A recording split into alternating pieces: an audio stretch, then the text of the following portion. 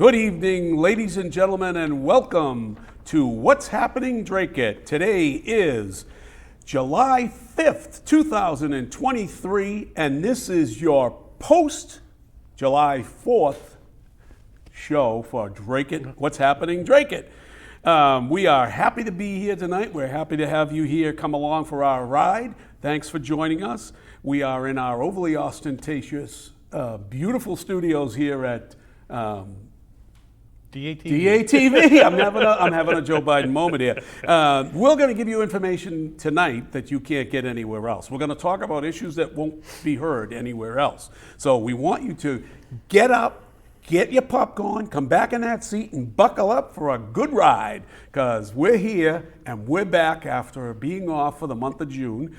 Sorry that we didn't have any live shows during the month of June, but we had a lot going on, both personally, all of us, and weather-wise and what have you. So we just couldn't get the schedule right. But in the house with us tonight is the best architect in the country, who resides in Dracut, Massachusetts, who can't get himself on any committees here in Dracut, and that's Phil Thibault. Hey, good evening. How are you, Phil? Oh, I'm well, thank you. Yourself? How's the world going? Well, you know, it's doing fine. Like you said, it's difficult for me to get onto a board in Dracut. There was the Cultural Commission that had I think they still have an opening, but I'm sure the Board of Selectmen believe I do not have culture, so. Oh, yeah. It's unlikely that'll get But we're going to get into it later on that the second most knowledgeable person in zoning got whacked in the last month, right? So we're going to talk about that as we go on. So stay tuned, folks. We have some news about a person who's been removed from the Zoning Bylaw Review Committee. Wow. Oh, it's something. You know, there's so much cronyism going on here in town. How's the family doing that? They're doing well. You know, we spent a quiet Fourth.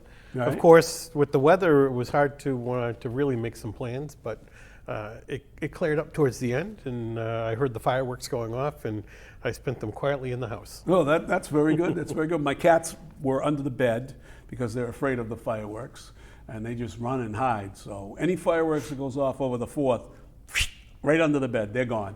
But we have it also in the house, the one, the only Teflon Don of Dracut Access Television, and a guy that can't get a basketball job here in Dracut. Nope. Right?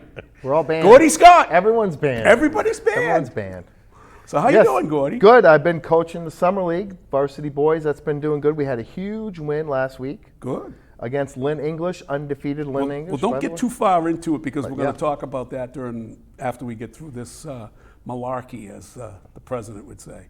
But how's everything else going? The family good? Good. Did you go anywhere? I told you before we came live, I'm doing my sugar diet. Oh, yeah. Sugar-free diet. Sugar-free, no sugar for 14 days. Are you shaking yet? No, but it's not easy. I'm on day 2, and it's pretty hard. So I'm going to try to keep going. We'll see what happens. Are we on Facebook Live here? Because I'm getting something. On. For some reason, mine is not coming up. You're having technical difficulties tonight. You're banned from Facebook. Well, you know, everyone's banned. You're banned from Facebook. Would it surprise us that we got some gremlins in the house today? After all, we know that somebody had taped a show earlier tonight. Well, so you never know. I noticed this morning that Facebook was kind of choppy and slow for me. Yeah, I think it's just overall not in very good Maybe shape. the government is slowing them down. I don't see it on my Facebook page here, but do you have it? I have it going on here. So you can be able to fill people in, and maybe I can get it during the show. But if you're interested in joining us in the conversation, you're welcome to call us, and the number here is at 958-957-4243. You can catch us on Facebook Live. Hopefully we're up and running. I'm not getting it, but Phil says we are. And also, you can catch us after the show by going to dracuttv.org. I got it right. Got it right. And you can go to the on demand and catch us on demand whenever you want to. Or you can get us on YouTube. We have our YouTube channel. We usually post it the day after. So we're on episode 52. Actually, what's happening, Dracut? Absolutely, 52. But I got to tell you something. We are experiencing some issues in town that are quite disturbing. You know, and we're going to get into that in about a minute. But until we do, You can also join us on our Facebook page by liking us and following us.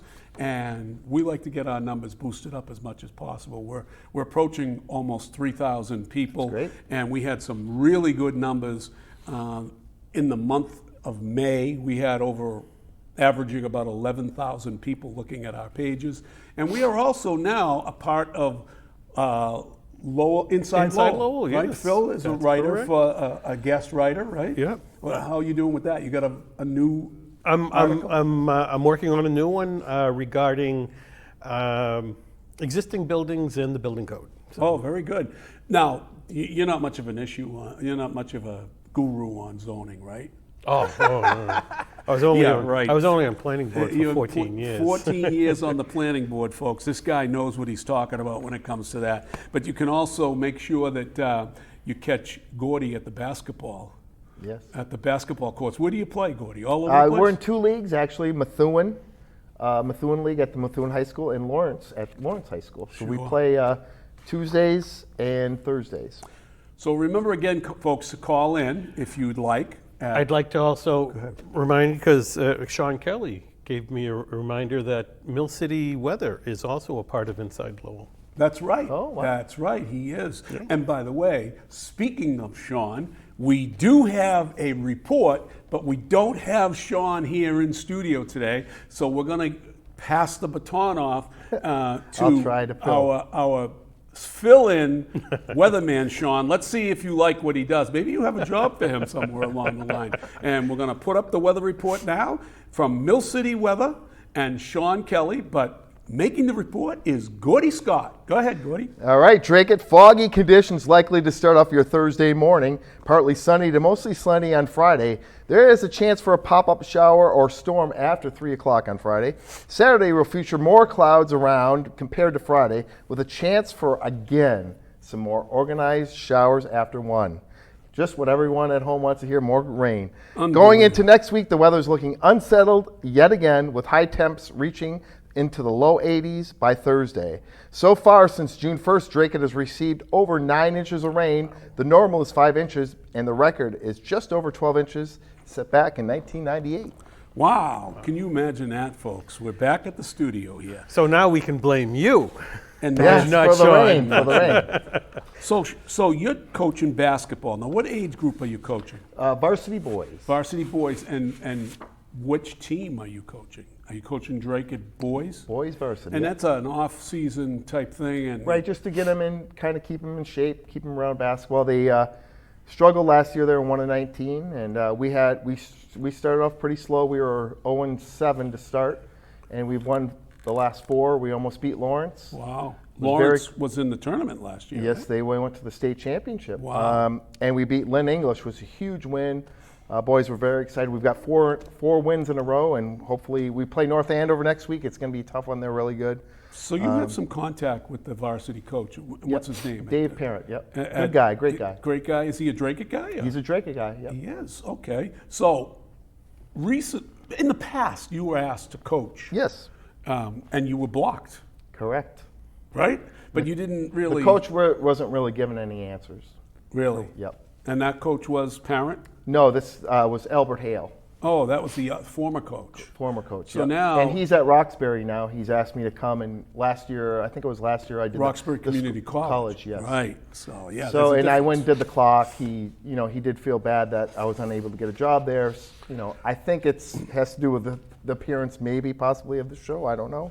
Oh yeah. But, you think the show has something to do with it? yes, I do. You think you think anything concerning your stand on school spending and stuff of that Yep. nature? Your Back in the vocal. day, yep. So free It's- speech ends at the borders of Dracut, right? Right. And, I told the coach he wanted me to be on his staff, and I said, I had a conversation with him. I said, I don't think it's going to happen based on previous issues I've had with the school. And it's too bad. I love the kids. The kids are really picking up in the summer. We're doing really well now. It's just unfortunate. I can't be part of that. But politics is what they are. Phil knows very well how politics play in committees and whatnot. But just surprised that I feel bad for the kid. I don't care. I mean, I wouldn't even take a salary. I would just do it for free because I love coaching basketball. you I've spending time with the kids. So Gordy, you know. do you think it's political? Do you think Yes. it's political revenge? And do Yep. you have proof of that somewhere along the line? Yeah. Yeah, you don't want to disclose it though, Yep. do you? Not yet, but we have information, and we will confirm it. And at some point, we'll have to bring it out because that's what we do here on Dracut. Yep. What's happening, Dracut? Don't you think that's terrible? What's going Oh, on? it is. I mean, It is. doesn't only happen on the Board of Selectmen, and now it's on the school committee. And I think you've heard me say it over and over again in Dracut, it's never politics, it's always personal. So before we get into all the other rantings of our night tonight, I wanted to take a minute to honor the memory of Gail Meliaris Golick. We were saddened during the month of June to find out that Gail had an emergency episode late on a Sunday night, and that she was rushed to the hospital, and in the wee hours of the morning, Gail passed. Gail was an enormous personality here in Dracut. If you were ever in politics in Dracut, you knew that she was always involved with someone.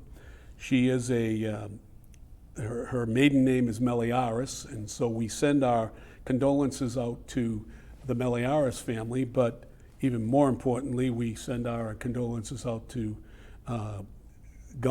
Hank Golick, who is her spouse, and he now has to go on without her after being with her for over 30 years. The community really liked Gail a lot. She was a very, very gregarious individual, very well-spoken and outspoken. What did you have to say? Anything? Oh, she was just larger than life. I mean, full of life, full of joy. Always a pleasure to talk with. And politically, would always be very frank with you and tell you what you needed to hear, not what you wanted to hear. Right. But she was a blessing. Yes, and she always supported my candidacies, and I know she And supported mine, yours. yes. And you know, I know she took some family grief over supporting mine because her brother was sometimes in the race with me. But you know, she was with me. She stuck to her word and stuck to her commitment. And Gail, we miss you, and Hank, we really heartfeltly send our condolences to you again, and hope that you are doing well. I did have coffee with Hank a week before last, before I went on vacation, and he's down in the dumps, obviously. I mean, he didn't do much without her, you know, and they were a fixture together. Did you know Gail? Yes, I did. Yeah. So, what did you know her from? Just from Phil's campaigns. And Yep. when we went to political events, she was always there. She always reached out, always give you a hug, right? She was always that kind of person that wasn't shake hands, it was giving a hug, and right. always a smile. So great woman, she'll be missed. So Nate, if you could throw that picture back up there one more time, and we are honored to have said that Gail Meliaris Golick was a big fan of What's Happening Dracut, and you will be missed, Gail. God bless. May your memory be eternal. Okay, so let's move on. Let's get some rumors and rantings out there. Do you have any rumors and rantings? I don't know. Let's point in a direction. All right, let me give you a direction. How about political cronyism at its worst in Dracut? You know, rumor has it that Allison and Brian Genest's protege here in Dracut politics, John McDonald, whom they sponsored to get the Varnum Award, is leaving town. My rumor sources have come around and said that his house, his condo, was listed in foreclosures from Tennis Plaza, and that he was on the verge of leaving town if he hasn't already left town. So there was a very good Varnum Award person, moves into town, isn't here quite 2 years, gets nominated by a person who lives in Lowell, which I can't figure that out. I was going to say, I don't recall him being in town for more than 2 years. Yeah. And I was somewhat flabbergasted when I heard that he was being nominated. Mind you, he did fantastic work with Veterans Helping Veterans. Yeah, we don't argue so, with that, but he did that in Lowell. He did that in Lowell, and he's done that essentially elsewhere. And to get the Varnum Award, you're thinking this is somebody who has really dedicated themselves to Dracut in some fashion. Right. I was just, like I said, flabbergasted. I know that you couldn't find somebody else. Well, I know that, Moose Morosky was nominated for that same award during that same period of time. And because there were at least 2 votes on that Varnum committee, one being Allison Janess, right? You knew that Moose wasn't going to get that because Moose would support you and he supports us, me, and our show. So you knew he wasn't going to get that. But poor Moose, who's spent a lifetime here, I mean, he's 84 years young, and he's still involved somewhat in different. Absolutely, things. he would be what you would normally term a fixture in Dracut. Right. So, Dracut politics is not unusual, and you've got a long way to go before you get to the Moose Morosky level, right, Gordy? Yeah. And he couldn't get that award. They wouldn't give it to him because they wanted their political crony John McDonnell to get it, and now. He's gone. Like that, poof, he's gone. It's just amazing. It's just amazing. So this past year, I was talking with Rebecca Duda. She was also on the committee. And I asked her why there's only essentially one award given. And I said I think it should be given to at least a half dozen people every year. Because when you have it as a single award, it looks like a competition. And Rebecca said it is absolutely not a competition. I said, well, one way to get rid of that sort of veil is to have more than one person. Yeah. If you're not getting nominations, go out and seek them. Yeah. I don't know why I'm not getting the live feed. The live feed? Well, I still have it here. We get. Okay. Any other comments? About a dozen people on. Just many people watching. Very good. Heidi Kimberowitz said the kids Heidi, love Gordy. They do. Thank But you, Heidi, it's like everything else in Dracut. If you have an opinion, you become persona non gratas when you have an opinion over here. And the only way you get to have an opinion and have, as long as it's their opinion, right? It's too bad, but that's the way it is in Dracut. It's just unbelievable. Let's talk a little bit about Public Safety Night. Have you heard anything about Public Safety Night? I When have the not. fireworks went off? Have you? I heard the fireworks. I did not go to Public Safety Night. By all accounts, I heard that the fireworks were pretty good. Okay, well, I That's got what I it. heard as well. Everyone was very happy with the quality based on previous years. Right. And our ace reporter, Silvio, has taken a Dixie on us tonight. Something to do with bugs being sprayed around his house there, ants, I guess. Oh, okay. So he's got to be home taking care of business, right? But the bottom line is that he will have, if he's watching, he can call in and give us a little report on what he saw. But I did get a couple of reports from different sources about what happened. It wasn't that big of a crowd as they had anticipated, although the traffic in the area was pretty much gridlocked past the golf course on Broadway Road, and they weren't allowing people to, park in different parking lots around. Yes, I had heard that they had designated certain parking, certain areas like the Greenmont School, Town Hall, and the library, and they were going to be shuttling people. Now, if that got to the majority of the people who wanted to go, that's all well and great, but it's sounding like that really didn't get to the people. Yeah, we have a picture of one of the individuals who's directing traffic, and if you can show that picture, there he is. It looks like Pee Wee Herman. I didn't know they were having clowns doing traffic. You're good, Philip. You're good. But as you can see, he's doing a lot of work there. But I guess he was one of the people. You can see the traffic in the background, still backed up pretty much. And we didn't. I think we predicted that on this show. Oh right? yeah, we did. And I mean, I haven't heard from any of the neighbors. I did hear from a couple of people that that the traffic was really bad. Yeah, so there's there's a shopping plaza directly across the street, Dracut Village, or I forget the name. But on a Thursday night, there are restaurants there that are trying to operate. So you can imagine the restaurants are trying to maintain their People own trying parking. to pick up their food for takeout. Yeah, so that, and I bet a lot of people thought they could just park there. Also heard that the chair of the Board of Selectmen ended up speaking at the public safety. Did you hear that? I heard that she gave a speech also, yes. A speech. Now, did she welcome the people, or did she tell people who from the Board of Selectmen were present? No. Was the manager even there? I don't even know. I hope Richard... I heard the manager was there. Yeah. I had heard that towards, I guess, the end of the chairman's speech, she made the announcement, and we brought back fireworks that got crickets from the crowd. Oh, yeah, yeah. And then Chief Bartlett had announced that Heather Santiago Hutchings was on the ice cream truck. Yeah. And I was told that there was such a roar and applause for Heather that she actually thought she won a prize. Oh, yeah. Yeah, that's unbelievable. Yes. That's funny, yeah. But the left does want to stop fireworks. I don't know if you heard that. What's that?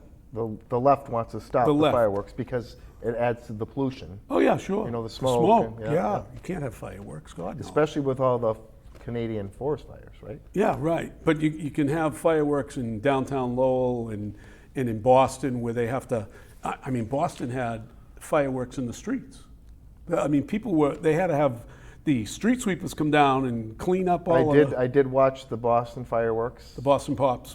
Yeah. Yeah, how was And, that? The music was good, but when the fireworks went off, you couldn't see anything. They had cameras behind a tree, so you couldn't see half the fireworks. Really? I don't know who set it up. And it was but still foggy, wasn't it it? was very I heard? foggy. You couldn't see much. It was not. Not the best. It looked like a bunch of high school kids So putting. for the Lowell fireworks, I found it interesting that they were letting them off at the dog park at the Hunt Falls, Really? which is kind of like remote from any other area in Lowell where a large crowd could congregate and watch them. Oh, yeah. And I'm not sure if they're doing it because of the concern of pets and such, so they're trying to get it away from a population, but why would you light off fireworks if it wasn't near a population? So, Phil, what's going on with the Betty Ann Lane? Have you heard anything recently about Betty Ann Lane? It's been fairly quiet. I was talking academically to somebody about it, and I had raised the question whether the Board of Selectmen would grant them a club license, because clubs and lodges are permitted in residential zones. Woo! And the reception that it seems like everybody's bending over backwards to please this one particular resident rather than the neighborhood. Yeah. So I just said it's just logical that the Board of Selectmen would grant a special permit to have a club. Sure. Just like the sandbar, Correct. right? And we have friends that live around the sandbar, and they're involved in all of that stuff that's going on over there. Well, we have a caller calling me. Let's see, Moose. Hold on a minute, Moose. Let me get you on speaker here, Moose. Moose Morosky is actually calling on my line. Moose, you there? Yeah, I'm here. So I hope that you're going out over the TV, and I'm assuming that's what you called for, but you called my number instead of the number here at DATV. So what's going on, Moose? Yeah, you can't get through on the number of the station. Oh, you can't? One ring and it's over. Oh, it does. Oh, okay. We'll have to check that out. Another gremlin in the house. It might have been from the fourth. They forwarded the phones to voice. Oh yeah, the fourth is with us, right? So, go ahead, Moose. What's going on? Well, a couple of things. I want a condolence to Hank Golick on the passing of his wife, and Frank McMahon, sister passed away. My condolence go to them. But really what I'm calling you about is I got the first football captain under Ed Murphy in 1946, Frank Sandelli's birthday. 95 years old, 76 years married.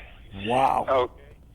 And he'd like to come on the show and talk about Dracut Pride and what has happened at DHS, you know.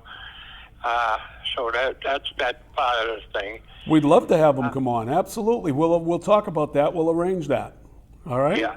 Very good. I think it's great.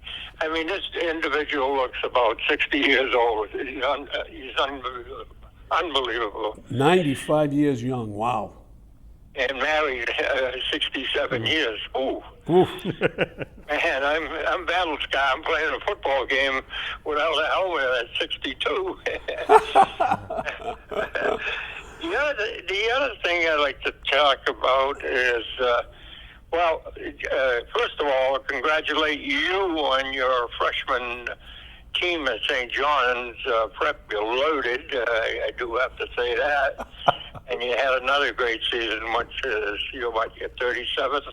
It's my 39th year. I'll have 40 years next year. Years, so you should be congratulated there. And Jake, my grandson, has gone to Central, so we had battles going on. Yeah, you and I did. We did. We had some good fun. It's all in fun, though, Moose, right? Oh, yeah. But we had Jake's a good player, and we were happy to beat his pants off that time. Yeah. The other thing, I don't know if you're aware, we lost, we didn't lose, we lost a good restaurant, the Fireside in Methuen, which is owned by Dracut people, sold out, and that's going to be closing up to, it's going to be a car wash. Wow, I didn't know that. Yeah. I didn't know that. They had recently done some extensive, renovations down there, putting a beautiful patio in during the COVID and what have you. Yeah, and those people were, they are from Dracut. Do you remember the name? I can't remember the names off the top of my head. Yeah, Tommy Trucheski. There you go, Tommy, and his wife's a school teacher. LaFontaine girl. Yeah. I can't remember her name either, but she's a school teacher, I think, right? Pauline is her name. Right. No, Tommy's wife is a school teacher in the system. Yeah. Right. So, hey, that's a big loss because that place was pretty good. I used to like that place. Right on the corner there. I mean, I used to car wash them. Amazing. Yeah. Well. But that's it. I just wanted to touch on Sandelli, and we get him on the show, and he's just incredible. We will do that. We absolutely will do that. All right, my friend? All right, say hello to Carol and everybody, and God bless. Yeah, you too. Bye-bye. Bye-bye. That's Moose Morosky, friends. A good friend of the show, good friend of all of us here at What's Happening Dracut.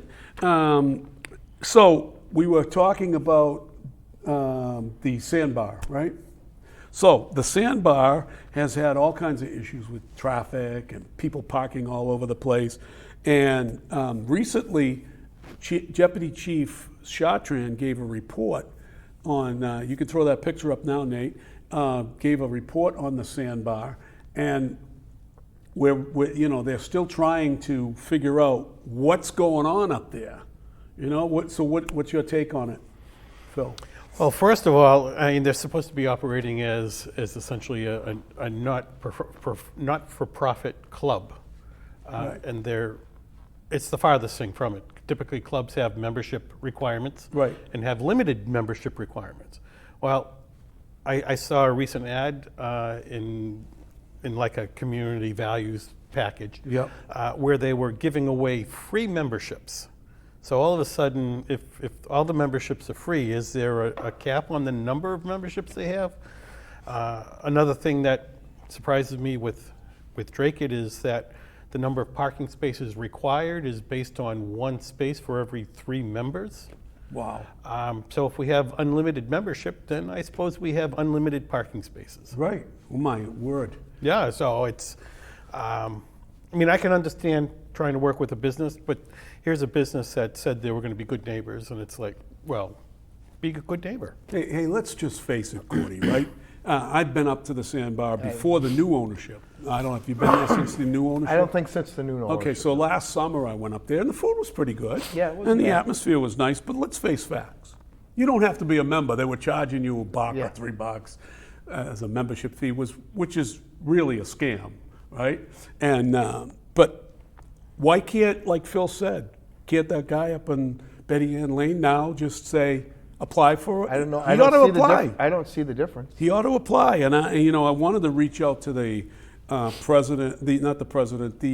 attorney who lives in the neighborhood, and his name escapes me right now, but he's been doing community input before the Board of Selectmen the last few months. And what will he do? What will that guy do for the neighborhood if he goes and applies for a club license, Phil? What kind of pressure is that going to put on the Board of Selectmen? He's a minority. Yeah, absolutely. You know? A good way of describing a majority of the Board of Selectmen is milquetoast. Yeah, at least, yeah, at this point. Except, they're milquetoast except except when it's they're- political revenge, Absolutely. right? And, that's pretty evident in town everywhere you go. So I wanted to talk a little bit before we get into more political revenge. Let's talk about some of the musings and happenings around Dracut. Did you know the town hall was closed on Monday? I did. Yeah. Now, how does that happen? Is everybody given an extra holiday, or do they have to take it out of their personal time, or Well, is it? How does that work? it is I'm just like perplexed by it because, first of all of the members of the staff, police, fire, and town employees, they all have contracts. And their holidays, their paid holidays are listed. Documented, They're yeah. documented, they're listed, they're in the contract. Now, they give a day off. That means someone is working and someone isn't working. They're getting paid for the day off, right? Possibly. They're getting paid for the. Now, on the 4th of July, those police officers and firefighters at work, don't they get holiday pay? I believe they so. get holiday pay. They may very They probably well. get time and a half for a holiday, right? And that's factored in their whole thing. So what happens now with those guys? Are they going to get a day off plus pay? I mean, how do you do that?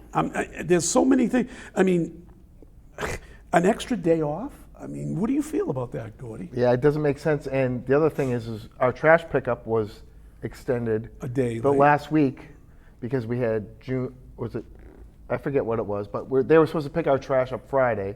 They picked up the regular trash, but our recycle for our whole neighborhood was not picked up. Wow. So we had to leave it out because there was no communication that went out. So we left it out Saturday, no pickup. We left it out Sunday, no pickup. Wow. We left it out Monday, and lo and behold, the trash pickup did come on Monday. And I said, that doesn't make a lot of sense. If the town hall's closed, why did they pick up my trash on Monday? Now, if you had a bill to pay, whether it be sewer, Yeah, and I'm water, 3 days later, they're not going to. are they going to waive the Waive the fee, fees yeah. for 3 days late? Right. Because they closed at noon on Friday, and they didn't reopen until this morning. Right. Uh, And we're just- Tuesdays, they're long days. don't Tuesday, forget. right. So, this coming Friday, they'll be closed at noon again. So my birdies, my little birdies that fly around and that, that call me with all these different things, they was talking about how Ann Vandal was polling the board. You know that under the open meeting laws, you cannot poll the board for consensus on whether or not we're going to close Monday. It's an extra holiday. So there's a violation there, either ethical or otherwise. There's a violation there, and people are talking about it. And this is what happens when you have a government that's not watched by your local news, right? And your local news just lets everything go by. The Lowell Sun is like non-existent. If it wasn't for that lovely reporter from Dracut, the Dracut reporter, who is paid per diem. She's not on the staff. She doesn't cover the news. She just covers boards, right? Right, and they won't always put in what what she writes. Right. And what's her name again? I forget. Prudence Bryan. Prudence. Nice lady. They probably pay her in the dark, in pennies, right? But the bottom line is, it's not the first time. I hear that there was another time that the board was asked to be involved with a off-site meeting. You've heard about this, haven't you? I have heard about this. Why don't you tell us a little bit about that as I clear my throat? So it's a developer, Kevin O'Brien, is looking to do a project out in East Dracut, Murphy Farm. And he's doing it as a 40B, so there's state involvement up front. So he made his application to the state back in January, I believe. And he hasn't heard back from the state yet, but he's been trying to build more consensus in Dracut. So he's gone to the Housing Authority, which has absolutely no authority over. But he went to a public meeting at the House. That was with the public meeting. So there's a difference there. Yes, but and I mean, we can whack the public housing authority no, on a lot of issues. It's not so much to whack them, but to show that he's trying to touch base with essentially multiple authorities in Right. Dracut. So he's through Ian Vandal. He's been trying to make arrangements to meet with selectmen individually. But Gordy, isn't that illegal? I would say yes. That's but meeting that outside of the stuff confines of the public. Stuff happens all the time. Well, it shouldn't. It never happened when I was on the Do you board ever of go to a selectmen. school function where they do a 50-50 raffle? That's not legal without getting a permit from the town and reporting it to the state, but that happens all the time. Yeah. Well, it's a little different than a public But I'm just body. saying, a lot of this stuff happens and it doesn't go.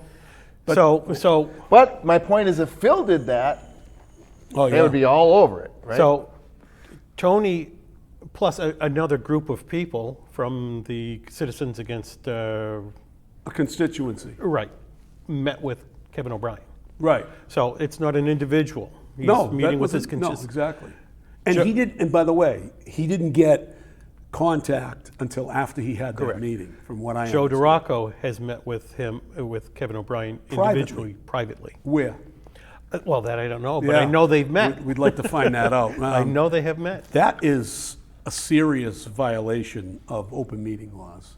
And My understanding is Allison and Jennifer were pretty much ready to meet, except the question was asked to town council, is this a violation? And he came back with a yes. Yes. Yes. Well, at least they had the forethought, or somebody had the forethought of asking. I think that was actually Heather that had asked. Oh, and see?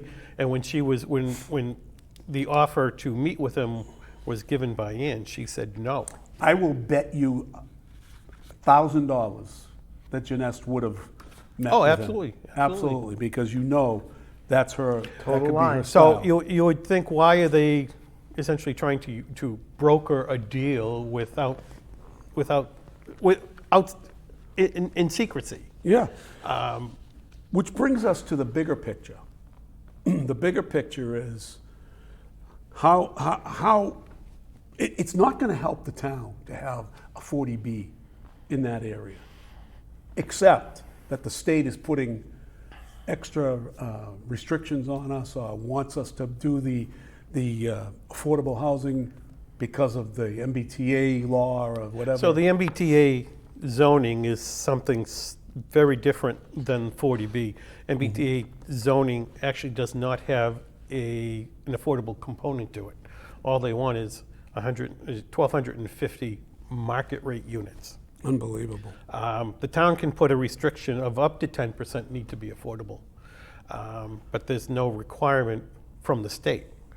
The 40B is a law that was enacted back in the late 60s to try to essentially generate affordable housing. Hey, I just got it. I just got the live feed. Oh, okay. So now I got to make sure that my phone is down. So, in your opinion, that this is a violation, would you Oh, absolutely. think it's a violation? I do. I definitely think it's a violation of the open meeting laws, and I'm wondering who or what or when somebody is going to speak out about it, because it's just totally wrong. So sometimes Joe with a Joe DeRocco's done that also his whole life, his whole career. So sometimes with a 40B project, you'll go to the selectmen because you want to work with the town rather than working against the town. That clearly is not the issue here. Kevin O'Brien doesn't care about the town. No. But to go and seek meetings with the Board of Selectmen to try to garner their support is something that should be done in an open session where the developer says, hey, I want to work with you. What can we do together? And that's clearly not happening here. Yeah. So this is the second instance of Ann Vandal reaching out to the board privately to set up a consent, That we to know gain about. consensus that we know about. Right. We don't know if there's ever any more, but maybe we need to do a FOIA on all the emails that have gone back and forth between the Board of Selectmen and the manager, because I'm sure that will reveal a plethora of information. Some of the things that were talked about with this extra holiday, giving it out, not only about how do we afford to do that, and how do people in the community do town business at town hall if the town hall is closed on a day before a holiday. I mean, there are people that have to pay their bills. I mean, did they have Juneteenth off?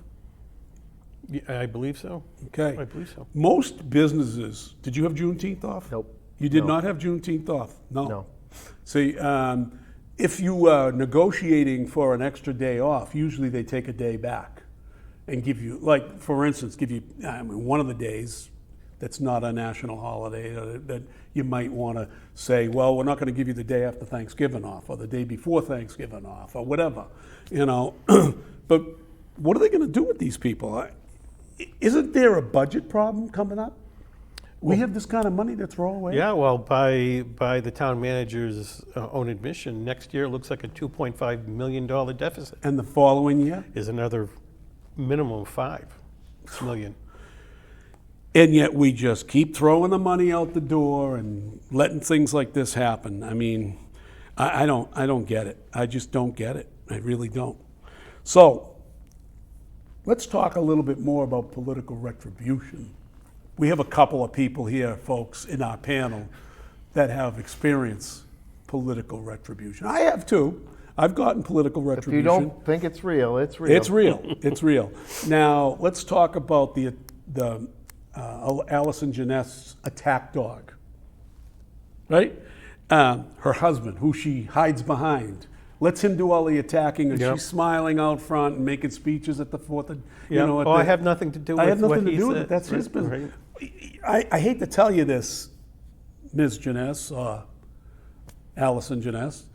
In politics, you are going to pay at somewhere along the line for the sins of your husband, who was making a lot of noise around town. But I understand he's put a hit piece out, not only on you this time, but on Heather Santiago Hutchings. Yes. So, did you have a chance to see that hit piece? I did. I read it. Much like everything he writes is quite the fantasy. But he alludes to that Heather was negligent in her duties by not reporting back to the Board of Selectmen on the zoning bylaw review committee. I would say that Heather brought back a number of things to the Board of Selectmen regarding the zoning bylaw review committee, in particular difficulty with having a member of the Board of Health not showing up. And that took probably about 4 months to get rectified, with 3 members of the Board of Selectmen fighting Heather at every single turn that they wanted to leave it that way, and so the zoning bylaw review committee was having trouble meeting quorum. But why did they do that? Why do you think they did that? Well, because they wanted to keep the member of, who was essentially perhaps beholden to Joe DeRocco and the like. So it was somebody they could control. Right. And that had a lot to do, too, with you. Well, I certainly came in after it. I had been a big supporter of trying to get a member of the general public on the zoning bylaw review committee. The makeup at that time was 2 members of Planning Board, 2 members of ZBA, a member from the Board of Selectmen, and then 2 members that kind of confused me, the Conservation Commission and the Board of Health. Now, both Conservation and Board of Health have their own regulations, and they don't intertwine with zoning. So why would you want to have them combined? It just confuses things. Yeah. But where the member of the Board of Health wasn't showing up, Heather kind of jumped on some of the things I had said about, let's get a member of the public on the committee. And she likewise thought that because the master plan was being referenced so often, why don't we get a member who was on the master plan to also be on the committee? Right. So that was you, and you applied, and of course, political retribution again.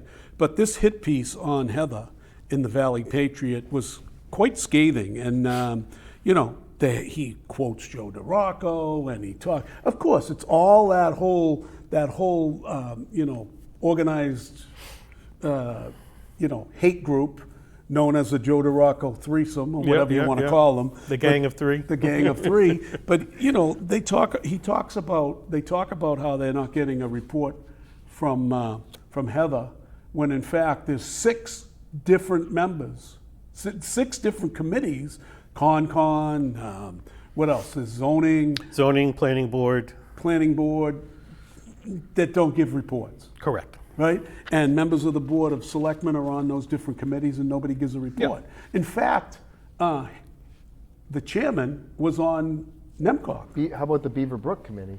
Oh, yeah, right. Well, I mean, she's always talking about the Beaver Brook Committee, so, you know, which she shouldn't be on that one, the chairman, because I don't care what anybody says. And I don't, you know, she didn't couch that to ethics the way she should. She wasn't honest with ethics. Let's say that. No. In our view, She's an abutter. Dracut considers She's her an abutter. and Absolutely. Dracut considers her an abutter. So. right. That's how she got into the Board of Selectmen, anyways. Yeah, but to your point, Alison Genest was over the past year a representative to NEMCOG.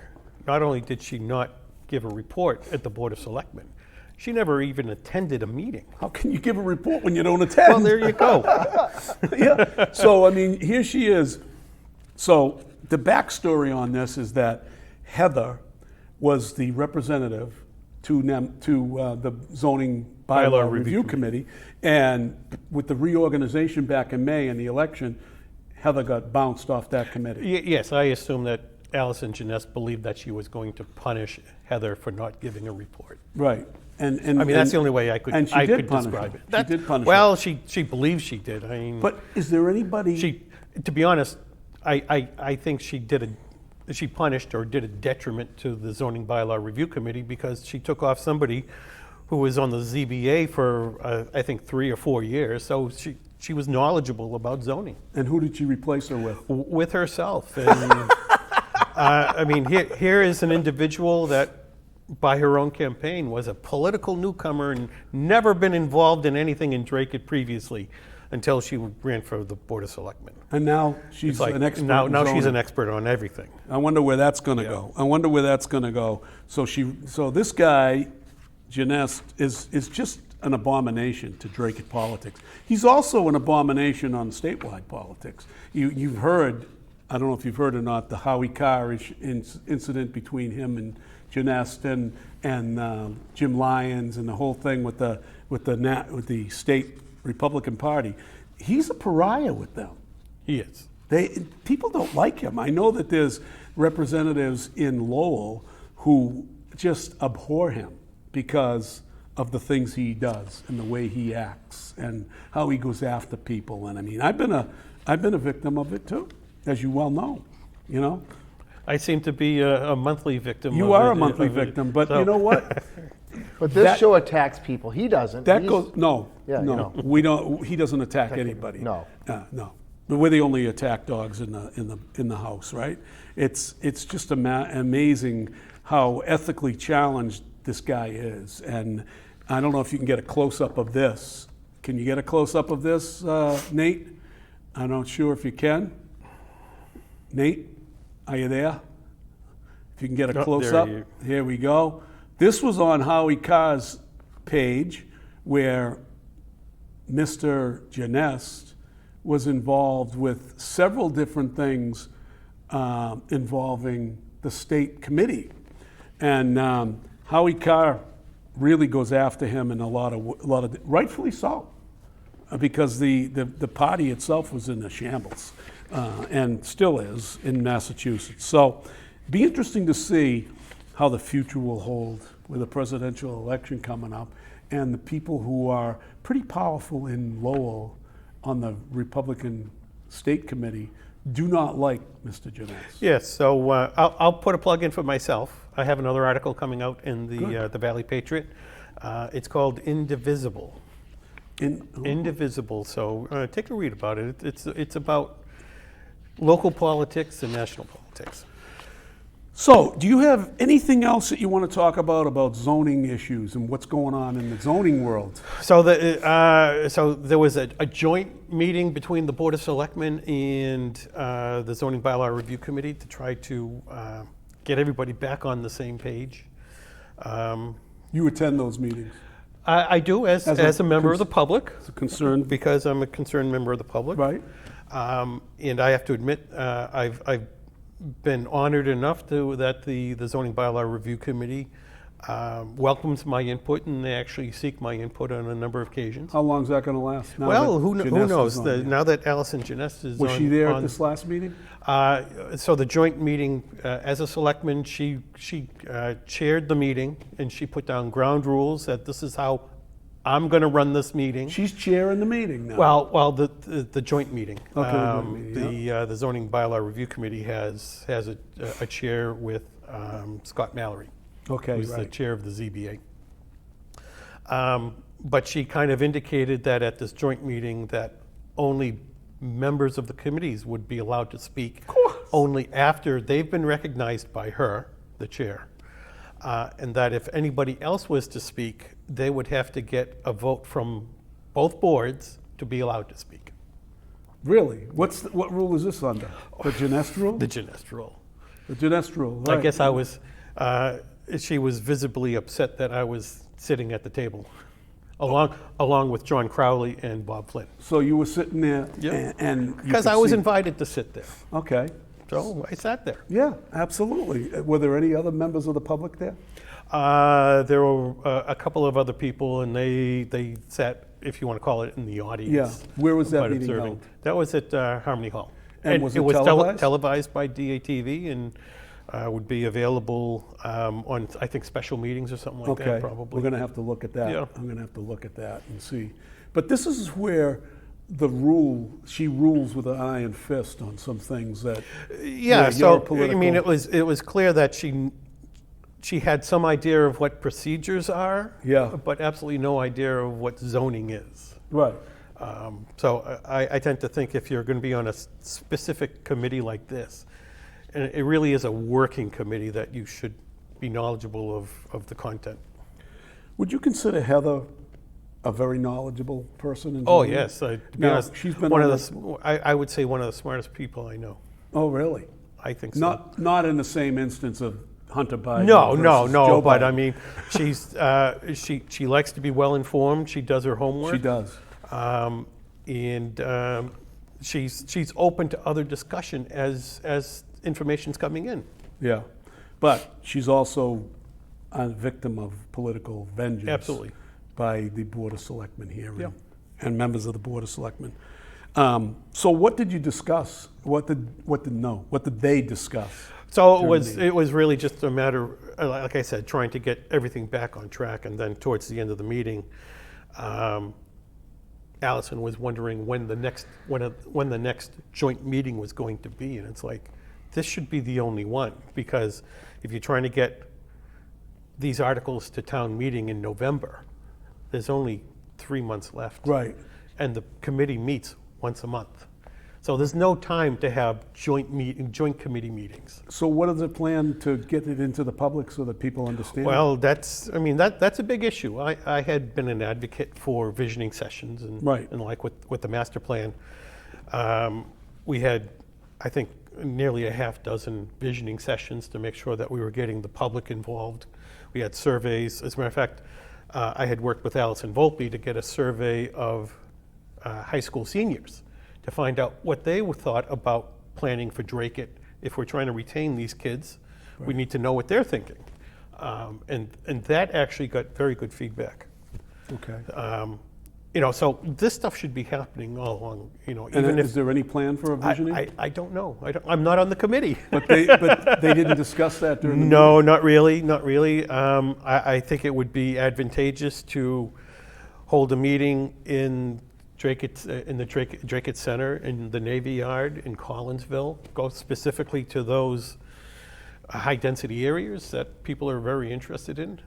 Go out to the Kenwood area or East Dracut and try to get people from the neighborhood in there, so you can explain what the thoughts are for the zoning changes, and what the reasoning is, and get their feedback. So we touched on earlier the 40B project that Murphy and his development crew is involved with, and we talked about open meeting violations. But why don't you tell the folks a little bit about the project itself and how it's evolving into a huge, massive apartment complex? So yeah, I mean it's a 50-acre site, and he's looking to put 300 units with each having 4 bedrooms. It's just an enormous sort of project. Unrealistic as far as I'm concerned, with everything having 4 bedrooms. It just seems to be unsustainable to myself. And I have worked on very similar projects, and you look for a mix of housing. So 1 bedrooms, 2 bedrooms, 3 bedrooms, and some 4 bedrooms. But the predominance is being 2 bedrooms. It's a very large project, probably $200 million worth of construction over 5 years, I would think. Check your messages. But again, he hasn't, to the best of my knowledge, he has not received a response or an approval letter from the state. And it's So been it's a really number in of a months. really, So really- I think the state is really looking at it and saying, this one, on its face, looks like it may have been good, but as you dig into it, maybe not. Yeah. And, but so that's a long way from it coming to here. Absolutely. So after the state, if he does get a state approval, then he would go to the zoning board of appeals, and they would have their hearings that could take, probably 4 or 5 months, depending on what's being brought up, what questions there are, what kind of investigation and reports need to be done. Yeah.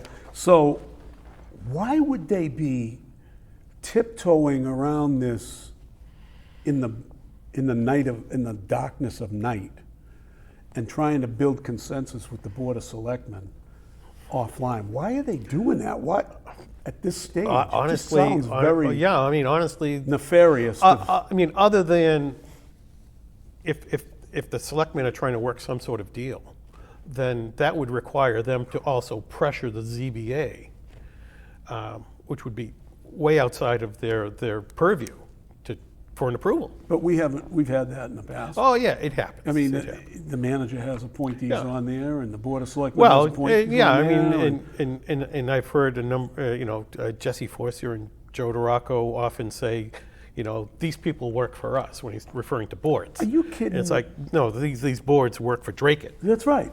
And they're appointed to give a perspective of a person from Dracut, not the perspective of the Board of Selectmen. Correct.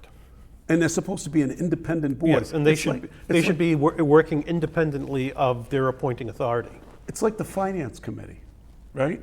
And the Finance Committee has, sweeping authority to recommend or not to recommend. Yeah. But there's a member on that board that always says, well, our boss is the manager.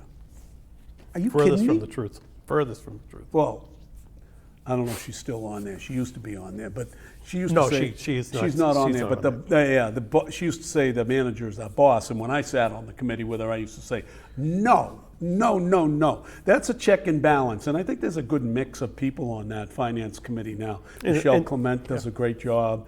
Allison Navarro. Sean Ash is Sean on it. Ash is on there, and Rich Cowan. Richie Cowan. There's a good mix of people in there that are watching it, but I think they still tend to tread lightly sometimes. They don't want to step on the toes like I would.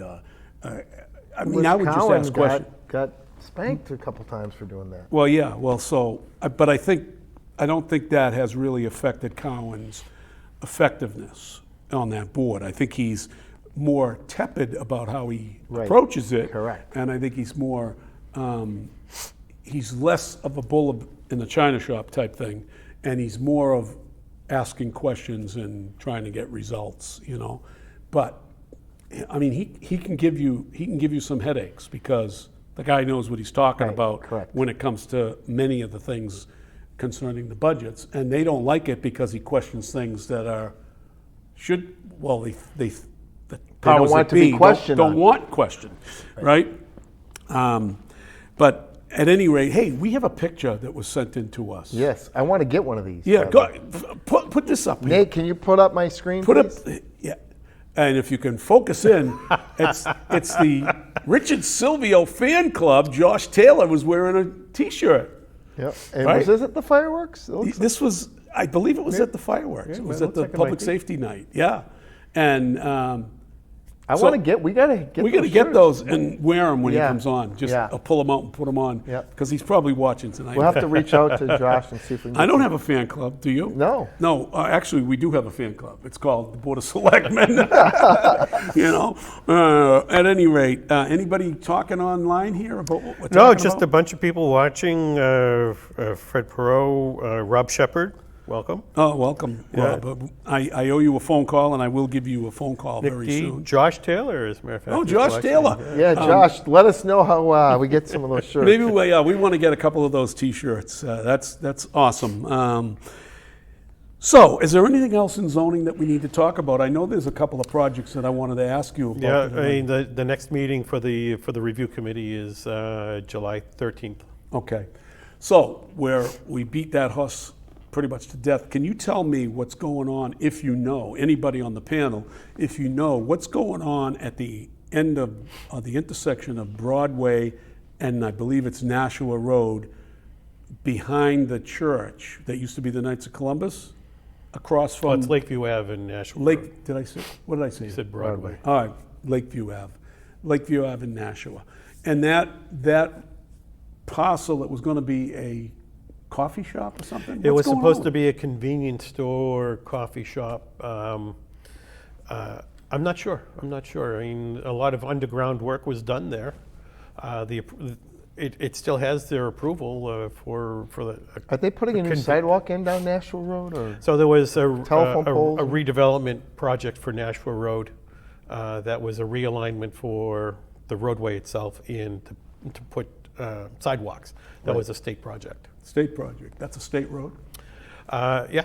Oh, good. And that project is, I think, an $8 million project. Is that where they're putting up, they're doing some retaining walls and Yep. stone retaining Yep, walls? yep. Benefit of the neighborhood. Absolutely. It'll make the neighborhood Absolutely. look good. And there'll be Arlington there'll be a satellite at the corner of essentially the intersection of Lakeview Ave and Nashua That's a Road. T. Yep. T stop. Okay, yeah, that's good. But I'll tell you what I heard, and maybe we can do some underground research. I heard that the people who own that, something happened in their family, whether there was a death or something, and that the owner of the guy who was actually developing it had passed away, and now it's at a standstill. So it might not end up being developed. So that's something that we gotta try to get on.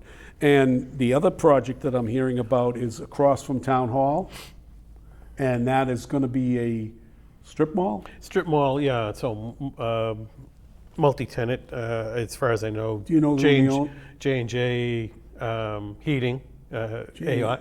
Eddie Ayotte, Eddie Ayotte is still going close to friend of Joe DeRocco. Joe DeRocco, held signs for Joe DeRocco, yeah. and all of a sudden this beautiful big project is coming up over there and gets all kinds of Yeah. approvals. All I know is Phil Thibault isn't the architect. Phil so, Thibault's not the architect. he wasn't no. even asked, but that's Oh, besides. speaking of Phil Thibault being an architect, wasn't there a ribbon cutting open recently?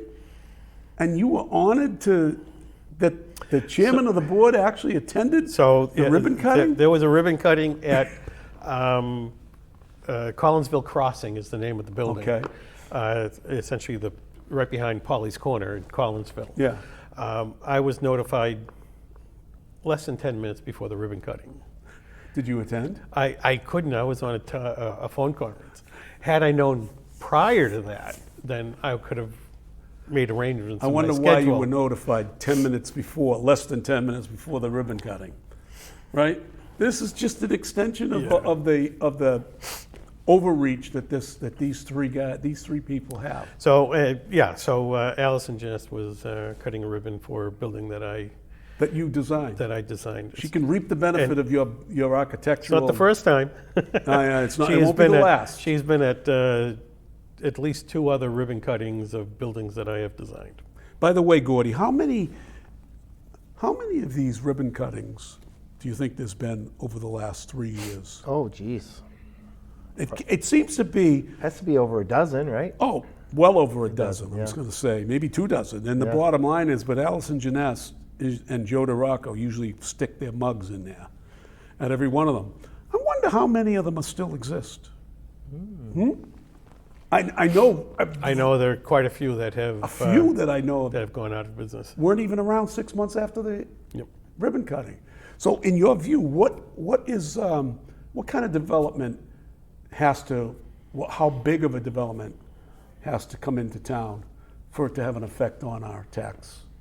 Well, I mean, to try to move the needle from just 1% out of the residential into commercial, these days we're probably looking at somewhere in the $60 million range, if not more. 50 million.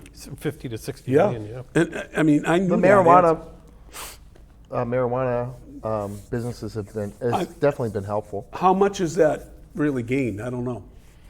How much money is Lazy River, I would say that was probably a $20 million project. it? Okay, so that didn't really move No. the needle because it's But not. we're getting the Other than local aid. the local local tax. But that's going to revenue. go away too, some of it.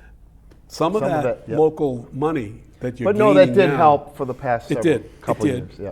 And it has. So interesting that we really aren't moving the needle. Yeah, and it's, it's part of the cannabis money's included a 5-year impact fee, and I know the towns are trying to extend that. Right. But the impact fee is specifically for that, any impact that this business brings to the community.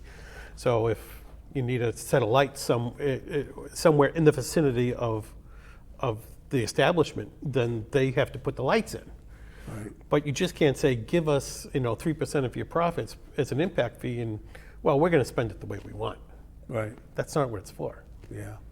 Hey, Gordy, you heard anything on the school committee budget for the future and whether or not they're going to come to the public for a override? I haven't heard anything, but I'm sure that, well, I know the state changed the way they do the Formula? so that helped them. That was net positive for the schools. I know several paras that I'm personal friends with, and they haven't been given a raise yet.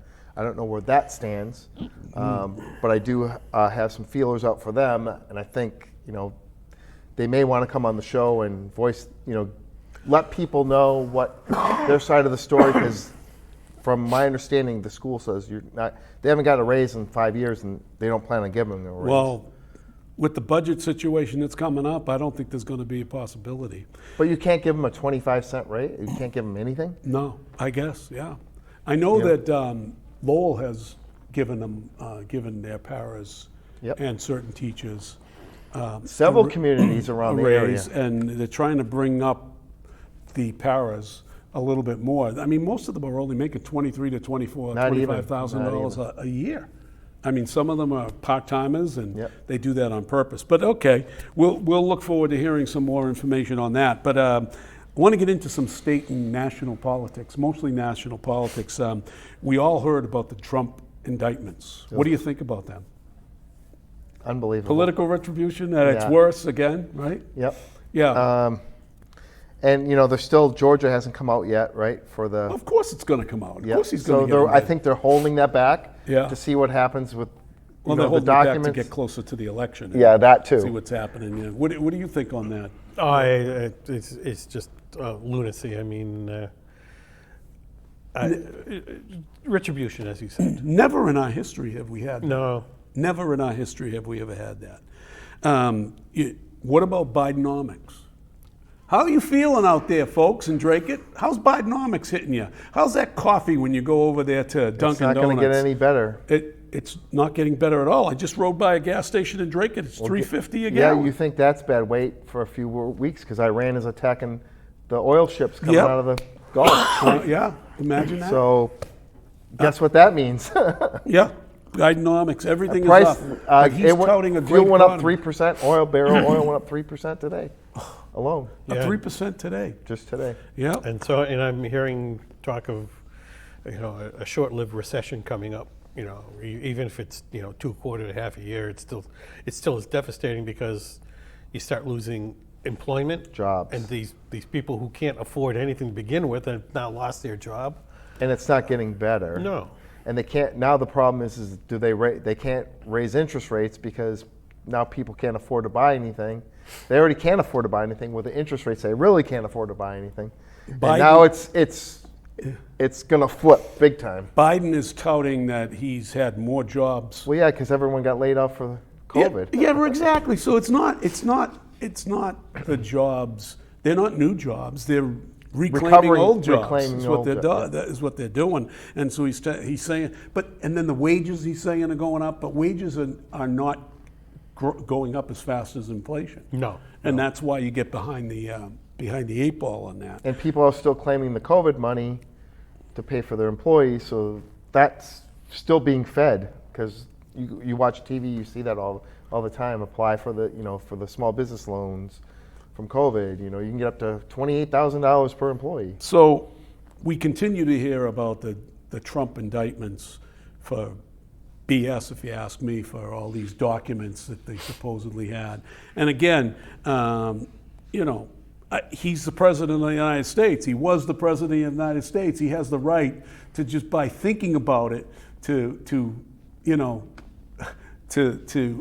unclassify a document. So it just doesn't make any sense. But yet Biden has hundreds of thousands of pages in a garage when he was vice president. Yeah, but there was a lock on that garage. Oh, there was a lock on the garage. Yeah. You needed to know the 4-digit code. Does the vice president have any rights? The president had Secret Service guarding his house. How about his senator? Biden takes documents out of a skiff. You can't get them out. How do you get them out? Must have stuffed them down his pants by like the last guy that got indicted from down there doing that because I don't know if you've ever been in a skiff. I've been in a skiff. You have, yeah. You can't breathe the wrong way in a skiff. Is that right? I don't know how it just baffles me. All these documents are getting out of us. I'm like, you can't bring a cell phone in. You can't do anything there. So what about Hunter Biden's indictment? Yeah, you think he's sticking close to Daddy? His brush off? He's been up Daddy's butt so big. He's on probation for 2 years. Big deal. Well, it hasn't gone yet. It's got to go before the judge now. We'll see whether that happens or not. But it's pretty obvious that the mainstream media hasn't taken any of that, hasn't gotten into any of that. But every picture you see now with the president, Hunter's in the background, right? With a short leash. With a short leash, right? We hope. And he's the smartest person. Person that Joe knows. I guess Joe doesn't know a lot of people. Which brings us to a suspicious package at the at the White House was found over the weekend, and it was found just before or around the time after the Biden family had left to go celebrate the holiday at Camp David. But you have a report, right? Yes. Let's put that up. Can you put the computer up? There you go.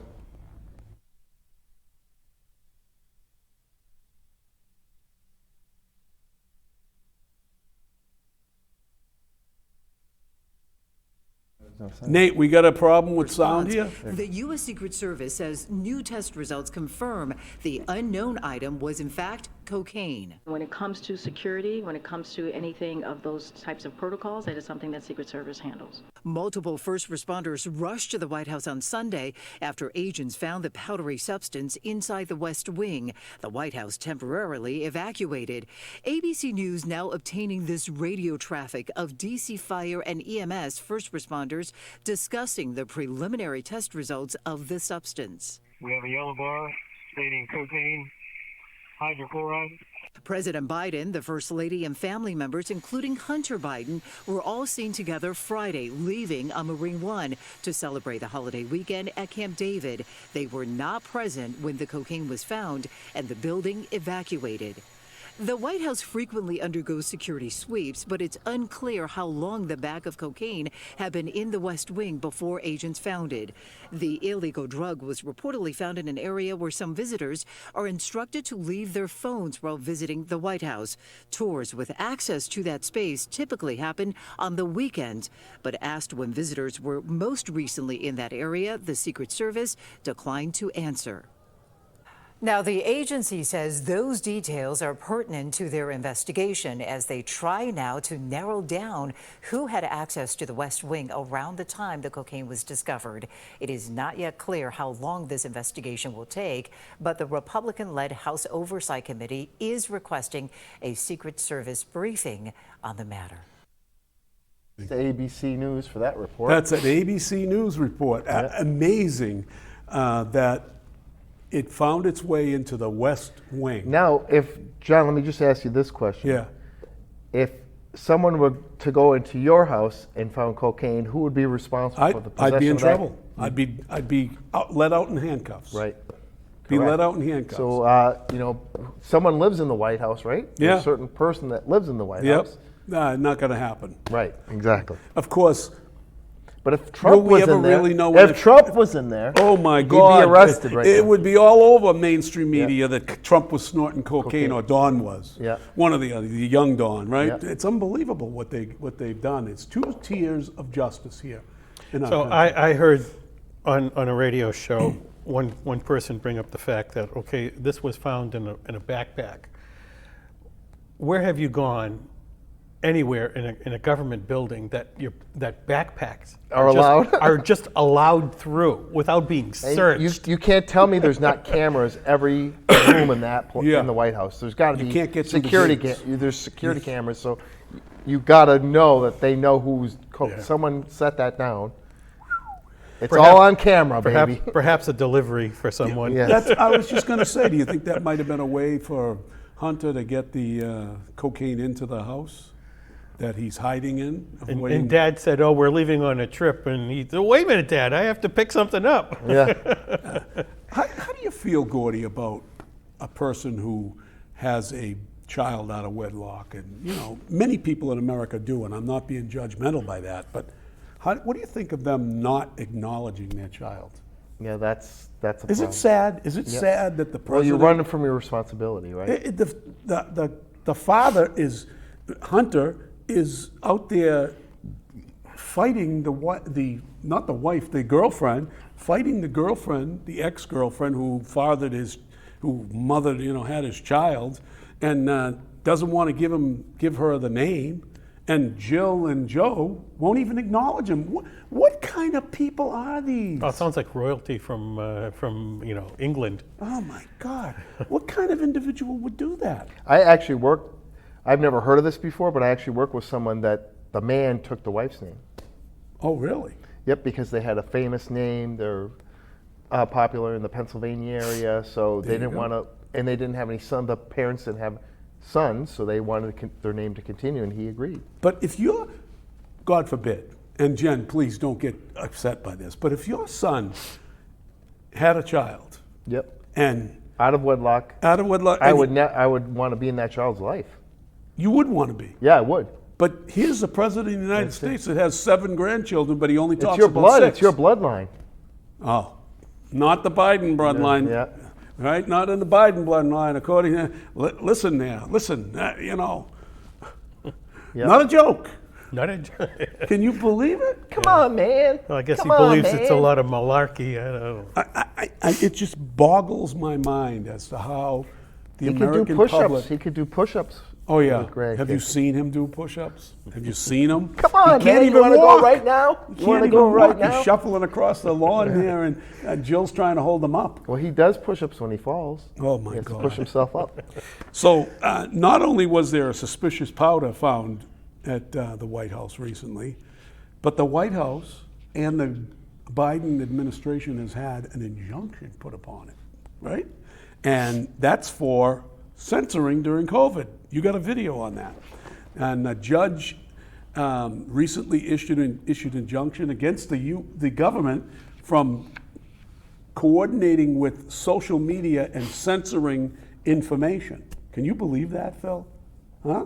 Has that ever happened? Well, I believed it happened, and I'm glad to see a judge put an injunction on I'm it. just curious, and I haven't heard yet who appointed the federal judge.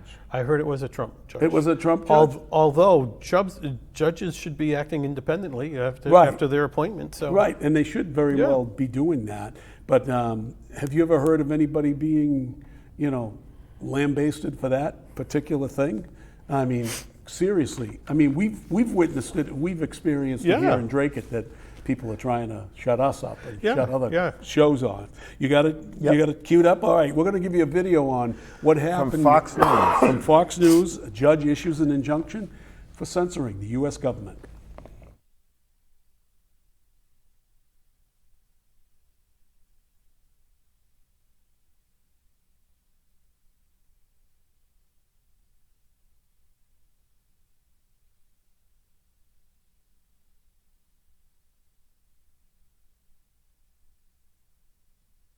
And I will tell you, my take is that this is going to hold up on appeal because everything that... Former Director of National Intelligence, sir, good morning to you, and thank you for your time on this July 5th. Here's what the court said by the Judge Terry Doughty.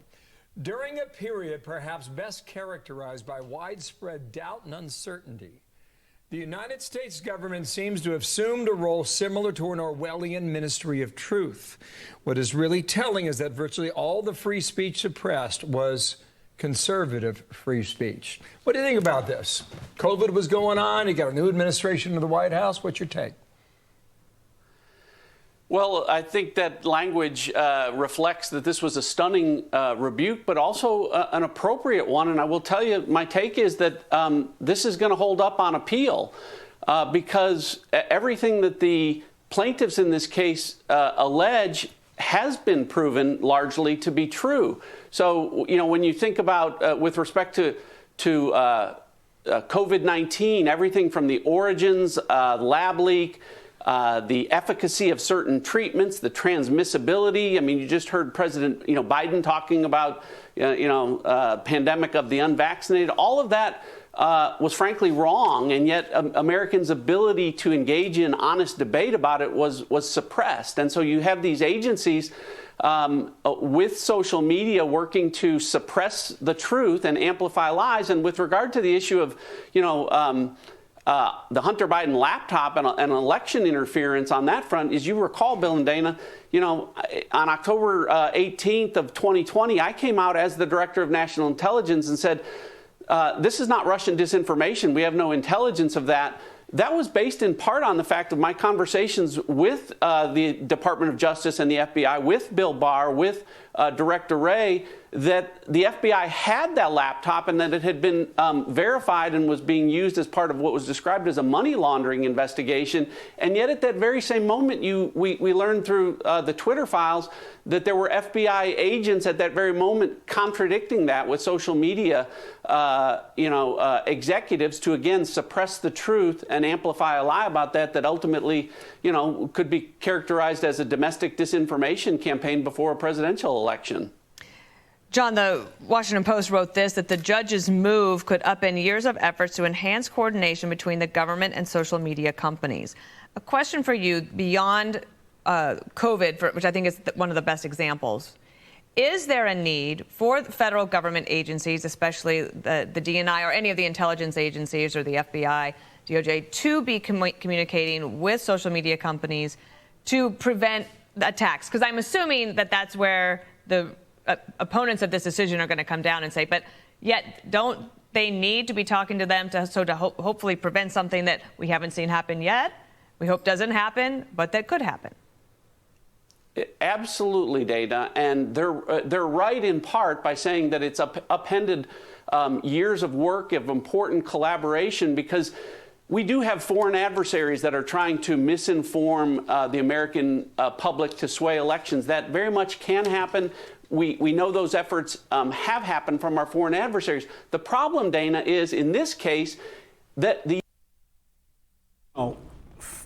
Gordy, do you think that this is a real serious issue? The Ministry of Information or disinformation? Yep. Do you think it's still happening? Oh yeah, absolutely. Yeah.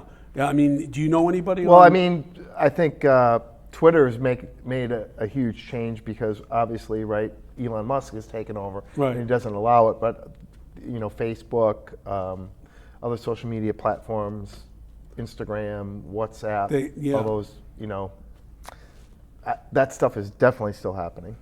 So you're a social media guy, right? You can test it. I mean, you post something on Facebook, it'll get taken down if it's something anti-Biden right. or whatever. And it probably won't if you only have a few views on it. But if you get something that gets thousands of views, they're going to take it down, and then you'll get kicked off for a week. Yeah. So Phil, what do you think about all this stuff? I found it interesting that within the decision, they also named quite a few departments. Really? Yeah. CDC and FBI, CIA. They named departments and specific people within those departments that they have restricted from contacting anybody in social media. Do you think the FBI has lost credibility over the last couple of years? Certainly taken a big hit. I mean, the FBI has always been tainted, even during the J. Edgar Hoover years when he was spying on politicians and using it as a political arm for himself, actually, to boost up the FBI. But now the FBI is just so bad. It isn't. I mean, I don't know anybody that would talk to them. Well, I mean, you're going to let them in your house at any point because they'll fabricate. Well, they'll get in one way or the other. Yeah, and they'll knock the door down, break the windows. There really has to be something done with that. And have you watched any of those hearings that Comey, is it Representative Comey? Is it Comey or whatever? That is using their powers to bring information in and whistleblowers and all this stuff. Do you think the FBI had the Hunter Biden laptop for all of the term of Donald Trump and his own FBI? Right. If you have one whistleblower, you can question it, but they have 3 to 5 different people, right, all saying the same thing, all totally agreeing. What about an audio tape of yes. the president actually on a call? Yes. I mean, it's going to be interesting. You haven't heard anything about that, have you? No, you haven't heard that recently, no. But right now, all of our Democrat friends out there in Dracut land, their heads are exploding. We'll probably hear from one when we go for dinner afterwards. Yep. But the bottom line is that they just can't admit that the man is, that everything's gone awry until they knock on their door. Yep. And we see that there's going to be an issue with them, right? Do you know that there's a person in Dracut that was actually arrested for the insurrection, the alleged insurrection? No, I didn't know that. And we're looking into it, and we're going to. Well, I thought it would have been you. It might have been, because if I didn't, I would have went to Washington for that. I went to the inauguration, but hour and a half just flew by again. Yeah. The show just flies by, and we have to say goodnight. Right, Gordy, yep. Take it away. Well, folks, we enjoy your company. Glad we had to actually have a call tonight. It's great to hear from you guys. Just know that we're looking out for the people and the taxpayers, which is you in Dracut. And when it's Wednesday and it's 6:30, it's What's Happening Dracut. Good night, Dracut. Good night, everybody.